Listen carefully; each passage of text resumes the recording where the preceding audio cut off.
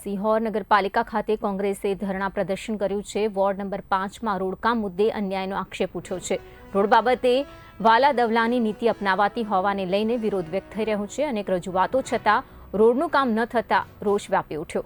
કોંગ્રેસ કાર્યકરો નગરપાલિકા ખાતે ધરણા પર બેઠા અને રોડનું કામ નહીં થાય ત્યાં સુધી આંદોલન ચાલુ રાખવાની ચીમકી ઉચ્ચારાઈ છે। હવે હું સિહોર ગત નગરપાલિકાની ચૂંટણીમાં કોંગ્રેસ પક્ષના એક ઉમેદવાર તરીકે હું મારા વાઇફ ચૂંટણી લડ્યા છે।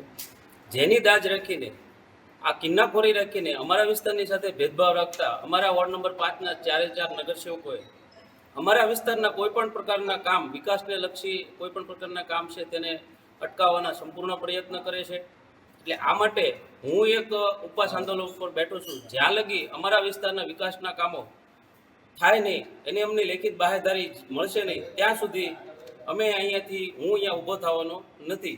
કદાચ અમારો સત્તા પક્ષ અમારી સાથે કોઈ પણ જોખમી કરે તો પણ હું સહન કરવા માટે તૈયાર છું। બાકી હું અહીંયાથી આજે અમારા કામ આ ટેન્ડરમાં જે કામ લેવાના છે એમાં અમારા વિસ્તારનું કામ જો નહીં લેવામાં આવે ત્યાં સુધી હું અહીંયાથી ઊભો થવાનો નથી। આ મારો એક મક્કમ અને અડગ નિર્ણય છે, જેમાં હું પૂરેપૂરી રીતે હું સંપૂર્ણ નિર્ણય કરીને બેઠો છું। જય હિન્દ, જય ભારત, જય શ્રી રામ।